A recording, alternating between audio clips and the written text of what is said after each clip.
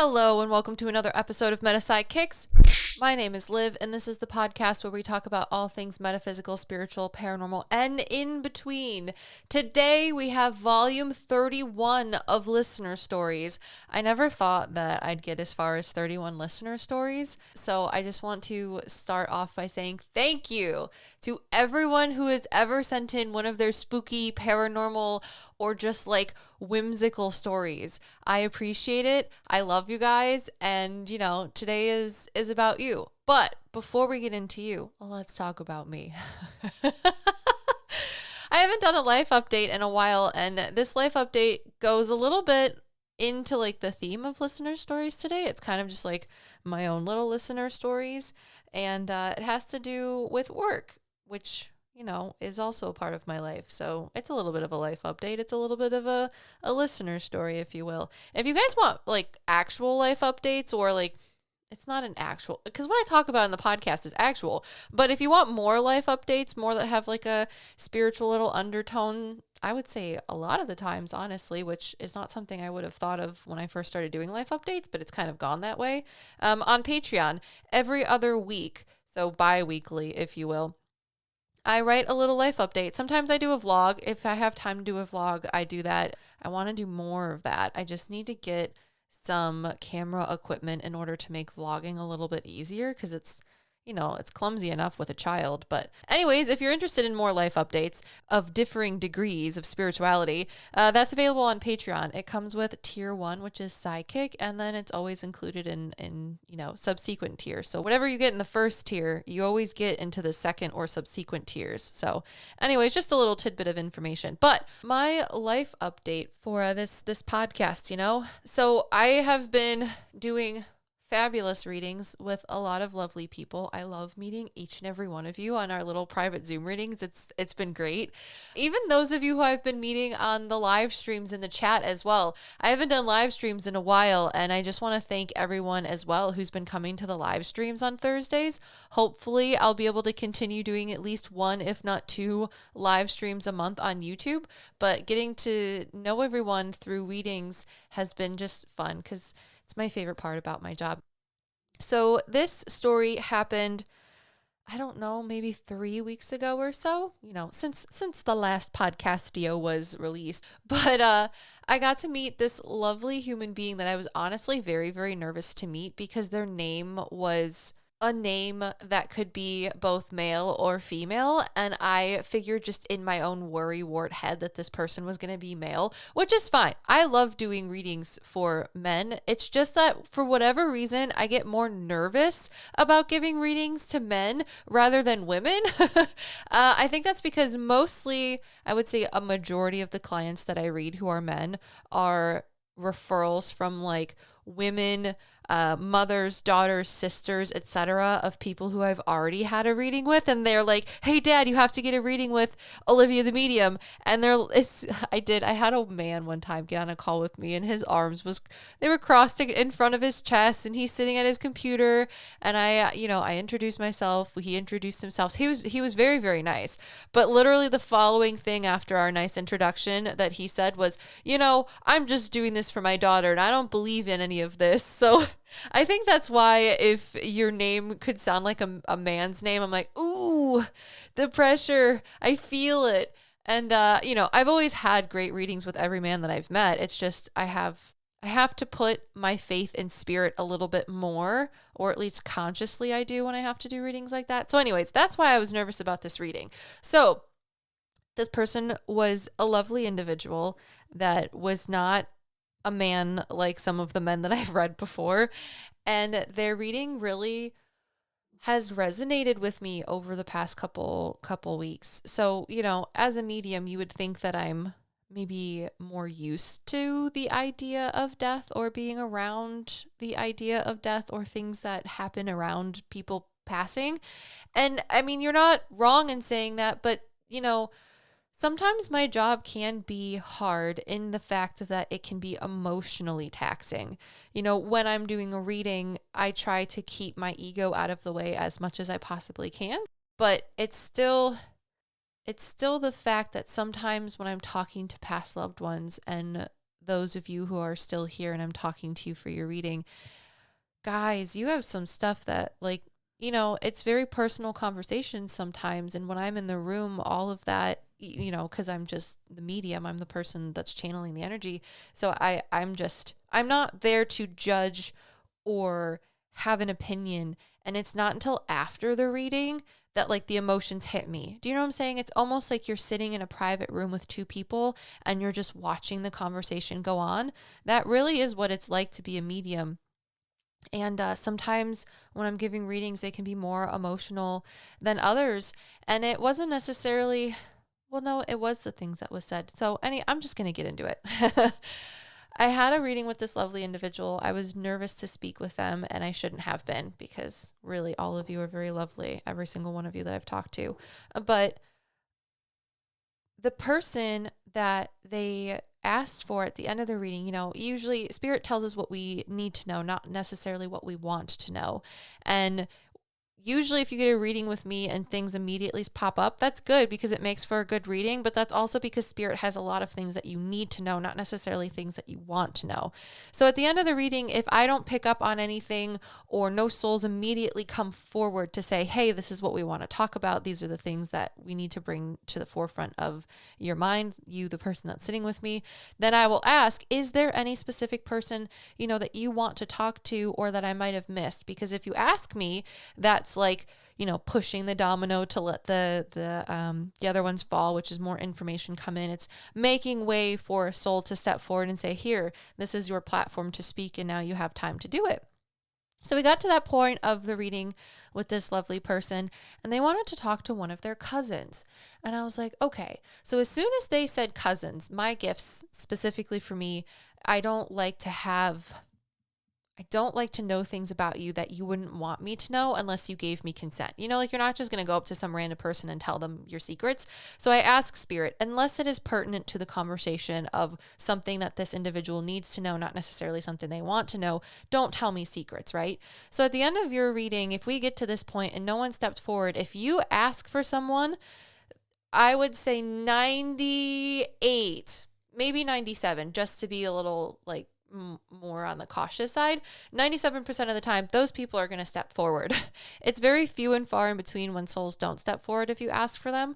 However, I didn't even need necessarily a name for this person, but as soon as my client said cousin, the soul of this man stepped forward, and I was like, was your cousin a man? And they said yes. And then, you know, the reading progressed, so on and so forth. And if you've been here long enough, if you've been listening to PsycKicks for long enough, you know that I have opinions about people believing that souls, just because someone perceives them in like a haunted location, etc., that they're not passed over. I believe that the majority of souls pass over into heaven or spirit with like not a lot of problems.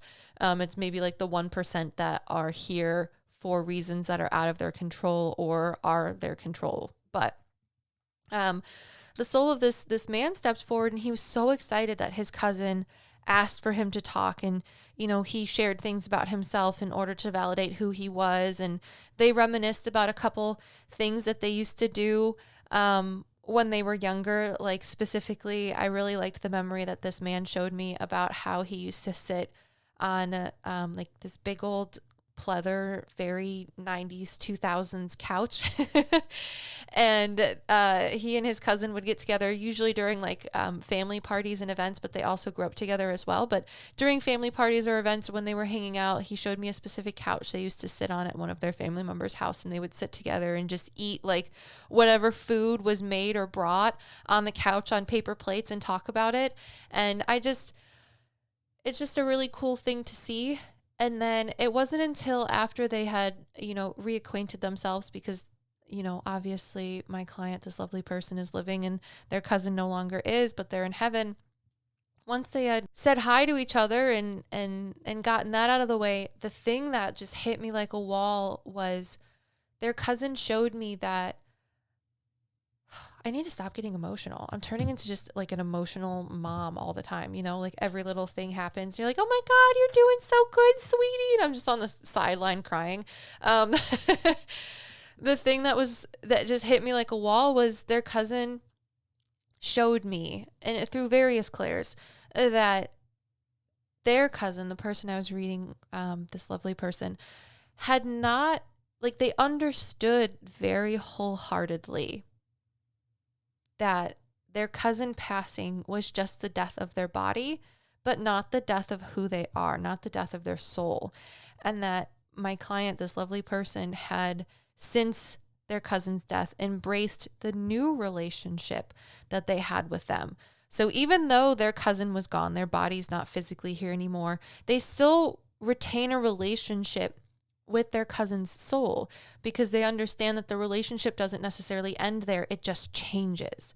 Just like how when you pass, your physical body's gone, but your soul just changes from its physical anchorage of being on earth into residing back where it's from, which is heaven or spirit, whatever you want to call it.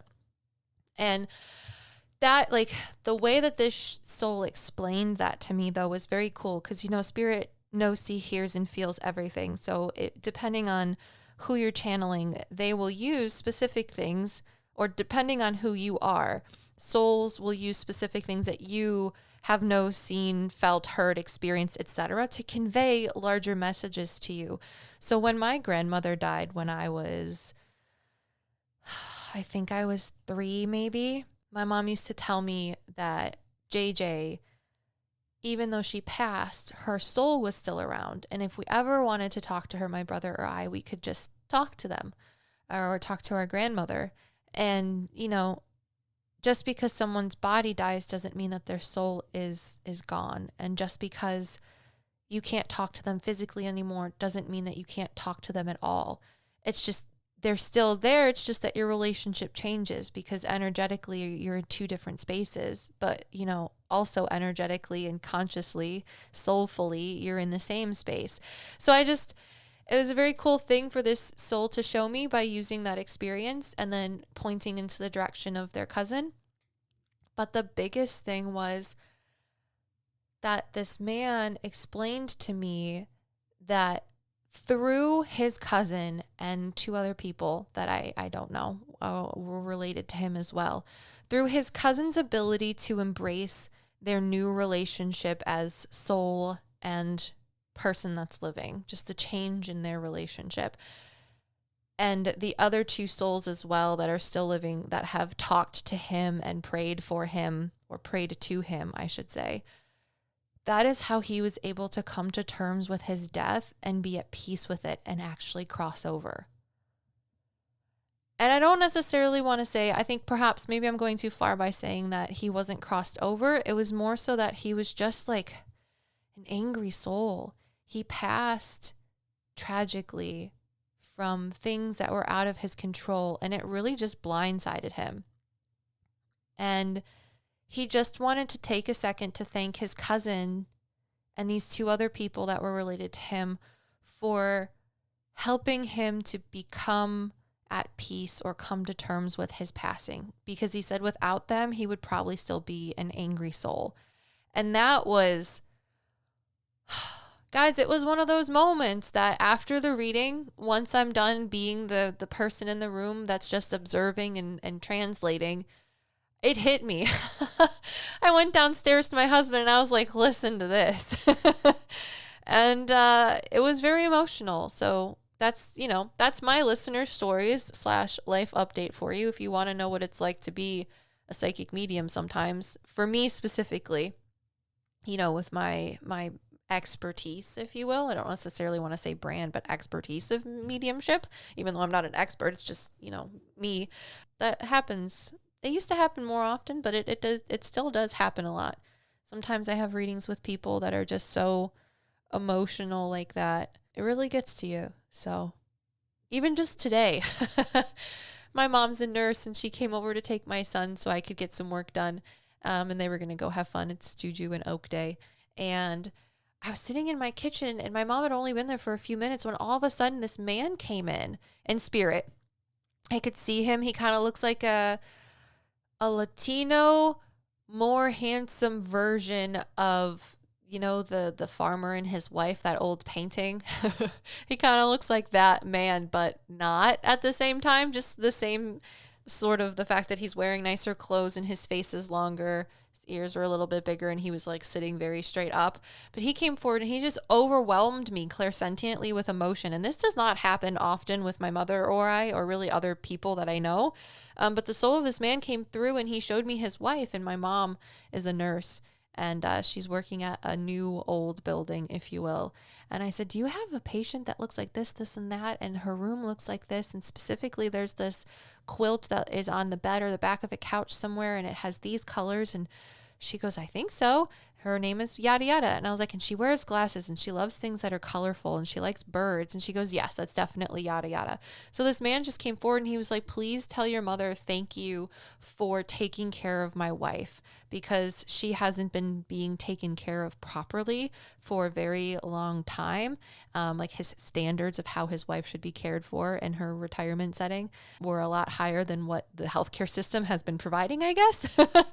And my mom looked at me and she goes, that's very nice, because I just had so-and-so lady tell me the other day that this was the first time in a while that someone has been taking care of her. So you just, stories. Anyways, those are my listener stories for you guys today, I guess, my own personal stories before we get into the listener stories. If you guys are new to the podcast and you're still listening, hi, my name's Liv and I'm a psychic medium. And this is the podcast where we talk about things metaphysical, spiritual, paranormal, and in between. And as a psychic medium, I try my best to have fun with everything that we talk about. And also, if I can give you my insight into it, that's also what I'm here for, specifically with the listener stories. So if there's anything that I can hopefully maybe give an opinion or psychic insight into during the following stories, I will try. So without further ado, this is listener story number 1. So our first story was sent in today by Krys A. Krys, you know who you are, because I'm sure you're listening. And I know I talked to you last month in the Patreon mediumship circle, maybe even it was definitely the mediumship circle. So if you guys want to send in your listener stories, if you're listening right now, you can do so using a link in the show notes. But if you want to support PsycKicks and become a patron, you get listener story priority like Krys right now, as well as a whole bunch of other really cool things if you want to sign up for a specific tier. So Krys is a part of the mediumship circle. So I know you, Krys. Hey, what's up, girl? Anyways, this is Krys's story because Krys does experience a lot of paranormal activity. And while they were talking one day, I think I told them that they should share their stories. And lo and behold, they did. Krys is a mess around and find out kind of person, I think. So I messed around, I'm finding out. So Krys says, story title, A Portion of My Childhood. Krys begins by saying, I have so many stories. I've started to write down most of my experiences. Journaling helps, even if it's a shorthanded version or drawings. However, when I was younger, I seemed to have more spooky, what's the term to use? Encounters. So this is Krys's, quote, youngest memory. My mom moved me around a lot. I went to a lot of schools in my county at least once because we moved so often. I was super little when I saw this man walk into our living room. He went over to the TV and pulled the cord from the electrical outlet and then vanished.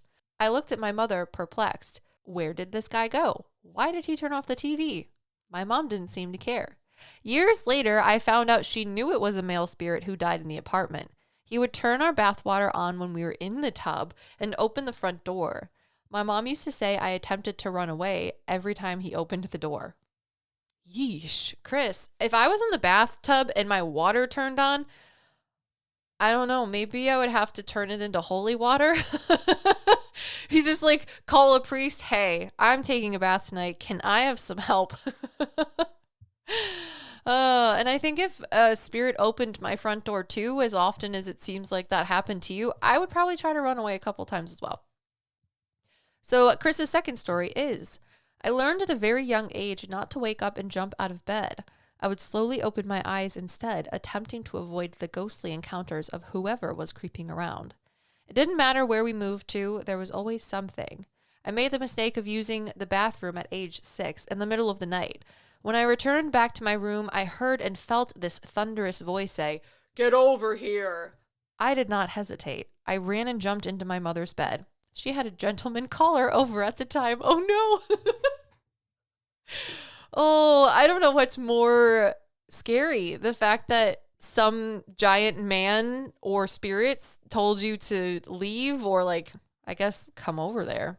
Get over here? Yeah, come over there. Or the fact that you, your mom, that's so funny. Oh my. That must have been an interesting story for everyone involved. Anyways, moving on to story 3, Krys says, we moved into this 3-story house when my new stepdad's grandmother died. I was around 7 to 8 years old at the time. However, by this time, I was used to things touching my covers, sitting on my bed. Again, you didn't just open your eyes, you had to slowly peel them open. This was the first time I saw little figures walking across the floor.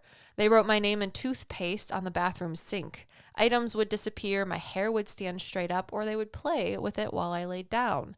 This is when I started putting stuffed animals all around my head to guard me. Part 1. ... Okay, so, Krys, part 1? I'm so confused. Why does it just stop there? Is there going to be a part 2?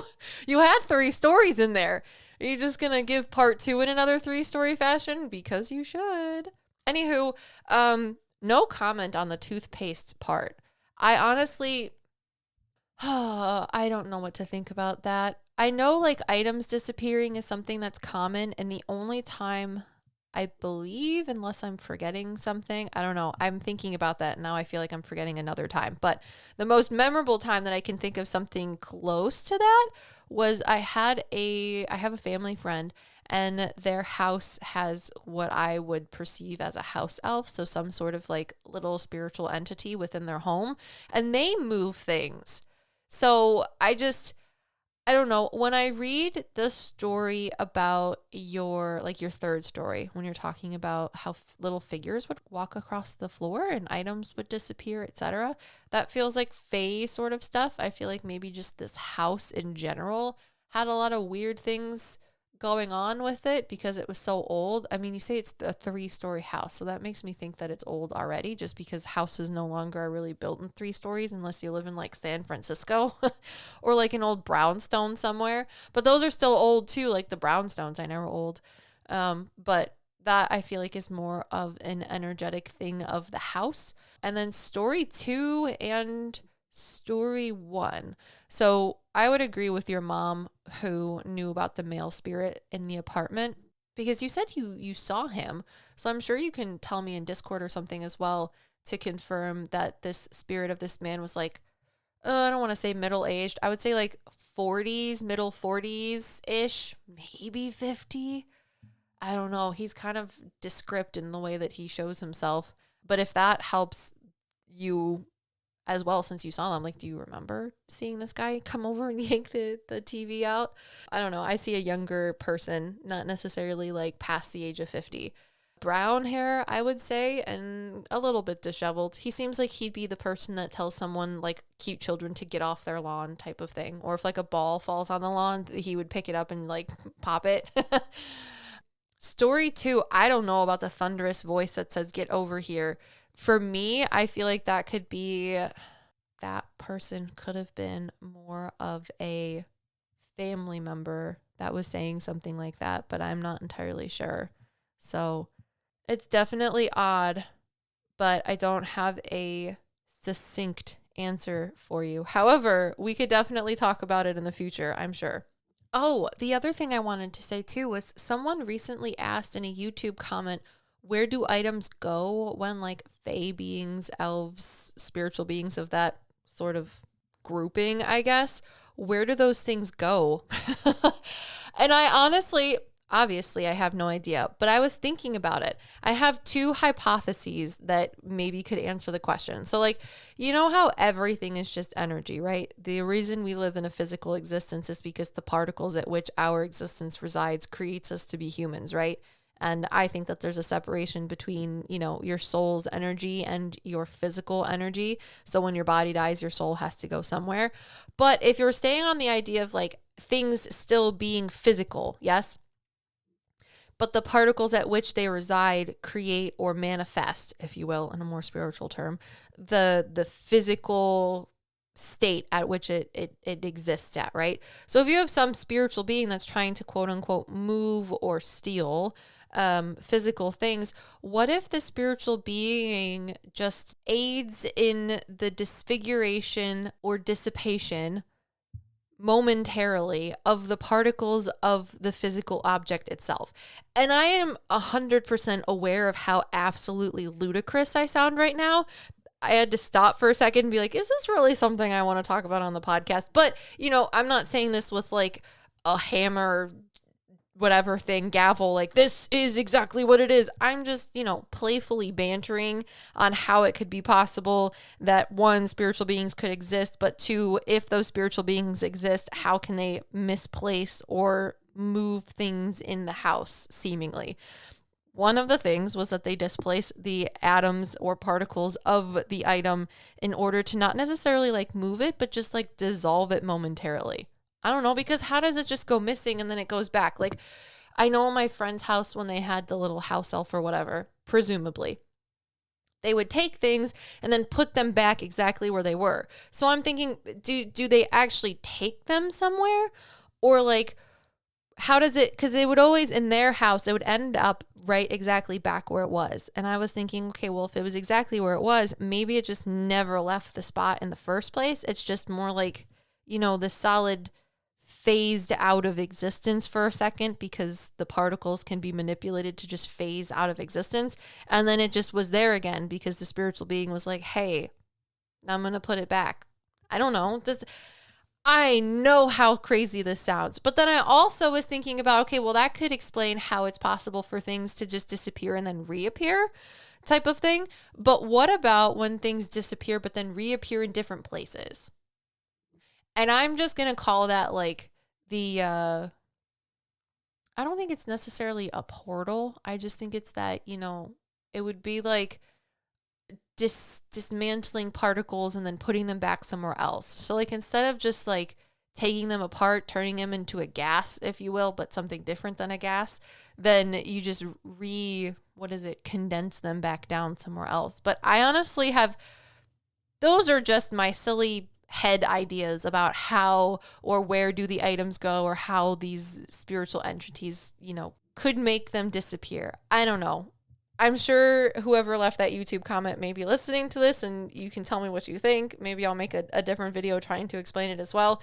But that is what I have for you, Krys. Thank you very much for your submission of spooky stories. And I'm hopeful that there will be a part 2 since you just put part 1 at the bottom. All right. Moving on to Laurie. Laurie's title of their story is The Scary Doggo. Laurie starts by saying, first story. Oh, okay, great. First story. So I was at my friend's house and very young, like 7 to 8 years old, and we were in the bathroom preparing for bed. Before I go further, I want to say that her home was where they exposed the death in the old time. I do not know if it's the same building or if they destroyed the old building and built a new one, but I don't think it's the second option. Anyway, back to the story. For some reason, the both of us look in the mirror as we're getting ready for bed and we see this black dog with red eyes. Spoopy, I know. But the thing that really scares me was the fact that the dog was always moving right to left when it was walking, never left to right. It did it 3 times in a span of 10 seconds. The worst thing is that I think the family dog was white with blue eyes, like the total opposite. Laurie's second story is, this is the whole other thing I don't personally remember, but my mother keeps telling me that every once in a while I was saying things like, I don't like this color, Mom, or stuff like that and pointing to other people. So I believe that I could see the aura of people. Finally, this one is not a story, but I always know when people are around me. I just feel what I think is their aura, but I'm not sure. I just know when there is something in the same place that I'm in, whether it be human, animal, or nothing, but just filling. I think not seeing the thing is worse, though, than seeing it personally. I love your content. P.S. Sorry for the orthograph. French is my maternal language. Laurie. Laurie, the fact that you wrote all of that so eloquently and, French is your first language and English is not is fabulous. So no need to apologize. All right. So let's move on to the things I was able to find out about this story, my opinions, but I did find stuff out about this too. So the first story, with Laurie's dog, the directionality of the dog. So for me, right to left symbolizes something. So this could be different, but this is just, Laurie, when I was reading your story, when you said that the dog specifically went that direction to the other direction, I was like, oh, that's interesting. So for me, when I'm channeling souls, if the soul is in heaven or spirit, I will always perceive their energy, kind of like what Laurie was saying in the very last story, how they just know that someone's near them because they can feel their aura.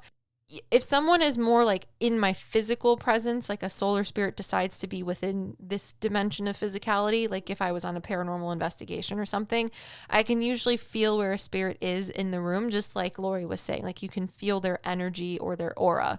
But when I'm talking to souls and they're not necessarily here next to me, but they're talking from heaven or spirit, I always perceive their energy and feel like I receive information from them directionally on my right-hand side. So that symbolizes that someone is from heaven or spirit, the realm in which souls reside. And then things on my left-hand side represents psychic stuff. So past, present, future, things happening in the physical world. So like when I talk to spirit guides, since spirit guides are related to your soul and they help you through the physical world, I perceive their information, whatever they have to convey to me and themselves and their energy on my left-hand side. So the fact that you said, Laurie, we were getting ready for bed and we see this black dog with red eyes, but it was always moving right to left when it was walking, never left to right, is so weird, because I did a quick googly search because I was like, okay, for me, that would convey to me symbolically, that this dog, if it was a spiritual being, is moving from the spirit realm into the physical realm. So from some sort of spiritual plane of existence to our plane of existence. So I did a quick googly search since you're French, Laurie, and this is what I found. So according to just like Wikipedia, in France in AD 856, a black hound was said to materialize in a church even though the doors were shut. The church grew dark as it padded up and down the aisle as if looking for someone. The dog then vanished as suddenly as it had appeared. On mainland Normandy, and I think it's Rouguer-Audouse, wanders the streets of, I'm going to say it's Bayeux, on winter nights as a phantom dog, gnawing on bones and dragging chains along with it. And then in Lower Brittany, there are stories of a ghost ship crewed by the souls of criminals with hellhounds set to guard them and inflict on them 1,000 tortures. So like if you are into, I don't know, what is that? That show that my friend loved. I can't remember, with Dean and Sam. Those are the two characters, I think. I can't remember the name of it. I feel like I've referenced it every time in a podcast in the past and never can remember the name of it. But I'm thinking hellhounds, right? Most pure, like, spiritual or like metaphysical people that like mythology and whatever know and have heard of a hellhound. And when you're reading this story, that's what you think of. So I was like, as I'm reading Laurie's story, are hellhound lore from France? And that's what I was able to find in Wikipedia. In France, hellhounds are something that appeared in mythology in like 856. And then I found more stuff as well. So the black dog or the hellhound is a common figure in European folklore, particularly in the UK and France, appearing as a large black dog with red eyes. It's often associated with death, disaster, and the supernatural. And you were talking about, Laurie, too, in your first story, that this what was it? This home that you were in was where they used to expose the dead in the old time. Now, for me, I tried to figure out what that was specifically, and the closest thing I could figure out was that it was a funeral home. That's just like the English translation, I believe. So, Laurie, you can always email me and tell me that I'm wrong, but I think that's what you were saying was this building that you are now living in as a home used to be a mortuary or a funeral home. So anyways, moving on with the lore of the hellhound, it's often associated with death, disaster, and in the supernatural, and in some accounts, it's described as headless or having only one eye. The black dog is sometimes seen as a harbinger of death or a guardian of the dead. The black dog is a recognized folkloric motif, notably as guardians of the underworld. Some scholars suggest that the black dog legend evolved from these mythological guardians, blending with medieval superstitions and local folklore. An association with crossroads and execution sites may stem from ancient beliefs linking such places to restless spirits. And over time, these tales spread across cultures into Welsh, Norse, and Greek folklore, reinforcing the black dog's ominous reputation. Isn't that crazy? I just thought that was really cool. So I don't know. It matches the fact that you could have seen a hellhound just casually patting behind you in the reflection of a mirror while you and your friend were getting ready for like a sleepover party bedtime. But a little bit of information about hellhounds, a little bit of information about Laurie from France. I thought that was kind of interesting. And then the last thing I wanted to talk about too was how you, Laurie, are able to use your clairsentience to perceive energy or auras. So, using the term auras is fine. Auras is just the energy that someone gives off more energetically, if you will, spiritually. So I wanted to talk about, well, one, clairsentience, but I also feel like I've talked about that so much it's ridiculous. So if you're new to the podcast, let me give you the quick rundown of it. Clairsentience is what people sometimes associate as being called an empath. So like you can feel other people's emotions, but it's not just emotions. It's also physically feeling it too. So I like to call this psychic proprioception, which means your understanding of someone's soulful or spiritual energy in relation to your own. So even though they don't have a physical body, if someone's standing in a room behind you and they are actually like a real person standing behind you in your room, you can close your eyes and kind of feel where they are in association to where you are, in the world, or the space that you're in. But when you do that clairsentiently or with your psychic abilities, it's the same thing, but being able to pick up on someone's aura, like Laurie says, or energy in relation to your own, but psychically. So I wanted to talk about the difference between like auras and energy signatures, because this was a conversation that was had, I don't know, probably a couple months ago in the PsycKicks Discord server. And we talked about energy signatures versus like feeling someone's aura or just like your spiritual proprioception. So the cool conversation that we had, like people talk about energy signatures, right? And when I think of energy signatures, I think of like heat signatures. So like if you're looking at something in infrared, so if someone in infrared is like walking, you can see them because they're warm, right? Everything else around them is like room temp, so it's like greens or I think it's like blues, I guess. But if you're watching something on infrared and someone's alive, etc., you'll see like orange and reds and greens and things like that based on their temperature. That's like their energy signature, if you will, or their heat signature.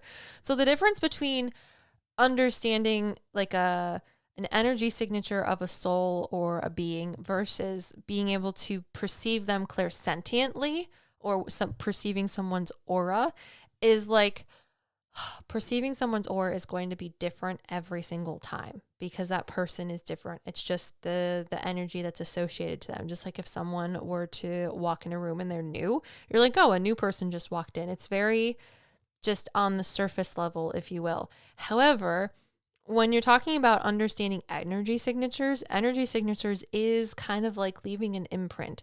So I would say, just like if you were watching someone on infrared, if they were to touch a wall, which was just cold before they touched it, and then they remove their hand, you're going to see a small imprint of that person's hand or the leftover heat that had transferred from their body onto whatever it is that they were touching, like a wall in this scenario, right? So think of an energy signature like that.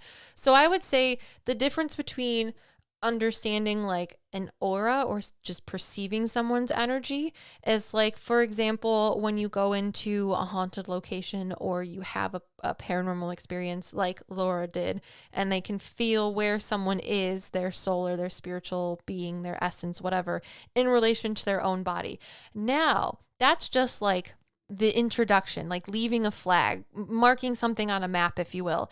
However, when it comes to energy signatures, I think energy signatures are something that you're able to remember, kind of like, I think there's people that are old enough to remember this, and there's not even that far ago. But remember when books used to have library cards? and you'd have to date and sign the little library card and then bring it back, etc., etc. Think of an energy signature like a library card. It's associated with a book, right? So if you were to talk to a soul spiritual being, like maybe some of you guys do deity work, right? And you start to understand what one of your gods or deities that you pray to feels like when they're giving you information or guidance, or you're doing a petition. I'm not sure, whatever your practice may be. For me, or like a similar situation, because I don't necessarily do deity work, etc., but I've had repeat readings with people, right? So I always tell people, because it's true, if you make a second reading with me and, we've had a reading before, I 99% of the time will not remember what your reading was before, who we talked to, what the conversation was, like the stuff that we talked about. I won't remember. I'll remember your name because I keep track of all of those things because it's a business. So I process all of the files and the records, but I won't remember what we actually talked about in your reading. Now, if you ask someone, like a soul of a family member, to step forward and I had talked to them in their reading before, I will tell you that their energy signature is what comes back to me. It's almost like their library card, or like the little card in the back of the book, because they are the book. So it's like they step forward and I'm like, oh, and they'll be like, oh, this is what we talked about last time. This is who I am, yada, yada, yada. And I'm like, oh, got it. So that's the difference between an energy signature and an aura. An aura is like, okay, in the first reading, I met that person and I felt them within heaven or spirit on my right-hand side. And then we established a connection and went from there. But now I understand what their energy signature is. Like, they have let me talked to them before, if you will, i.e. check out portions of their book because they've shared portions of their story in order to connect with you, the sitter, and now that I've talked to them once before, it's almost like I remember the chapters that I read before, and now they're giving me an invitation to, read more chapters or understand more things. So that's the difference between like an energy signature and an aura. An energy signature is you've established a connection with this soul or this being, deity, whatever, before. And because of that, it's more of like an aha moment. And then you remember all of this information that you've built up over time. However, an aura is just like, oh, hey, there is someone standing behind me. What's up, Joe? You want to talk? And then it goes from there. So I don't know. It's something that I figure is cool to talk about. And Laurie's story brought it up. And those are the kinds of discussions that we have in the PsycKicks Discord server. So if you're interested in talking to other people that have fun conversations like that, you can learn more about joining Discord on the Patreon for PsycKicks. There'll be a link down in the description below or the show notes, depending on if you're listening to the PsycKicks Extras YouTube channel or on Spotify, Apple Podcasts, wherever you listen to podcasts. So anyways, I thought that was cool. Now we have one last story from Selma. Selma says, oh, also there's no name for the title of your story, Selma. That's okay. Anyways, Selma says, hi, I'm a girl from Norway. What's up, girl from Norway? How are you? And Selma says, I have a lot of weird experiences in my life, but this must be one of the scariest ones. I have a really strong intuition, and it showed once again in math class at school. My head randomly started feeling weird, and I felt like I had to get a piece of paper to write stuff down. So I ripped off a piece of my math paper to write on. I wrote my fourth cousin's dad's name and something about him passing away soon. I kept it to myself and didn't tell anyone until my mom told the family one day that he had passed away during a medical surgery, which I had no idea about. I've been in contact with him a few times since then using my dowsing rods, but this still kind of freaks me out to this day. Selma. That is a freaky story. And it's not one, I want to say it's not uncommon. I've had so many people tell me about like their precognitive experiences, which is, precognition is just a fancy way to say like psychic future seeing, if you will, or seeing the future. And so many people share stories like this to me because they think I experienced the same thing. And I'm here to tell you, I do not. I'm so sorry. I wish I could relate to having something like this happen to me before, but fortunately, I'm going to say fortunately, I have not. And it's not something that I usually experience. I really just talk to souls. That's my big thing. So having this kind of psychic precognition is not uncommon because so many people talk to me about it, but it's uncommon for me. So this is, called foreseeing the future. It is psychic precognition. And I wanted to know, how did you receive your fourth cousin's dad's name? Selma, this is for you. If you're listening, please email me. There's the email in the show notes, but I want to know because for me, names are so hard. I feel like the name that I get the most is Rose, and it's only because Spirit will show me roses and then show me Betty White's character from the Golden Girls, and her character's name was Rose Nyland. So that's why I'm able to get Rose or like a Rosalind or Rosalind, Rosalind, names like that. But that's really like the only name that I feel like I can think that I've gotten consistently in the past. And I think it's just because it's a really easy name to remember because of that, like, easy symbolism. But I just want to know, like, did you hear it? Did you see it? Did you just know their name? I'm honestly very curious because names are hard. And I just want to know, with your psychic abilities, Selma, how did you receive a name? Because help a girl out, maybe.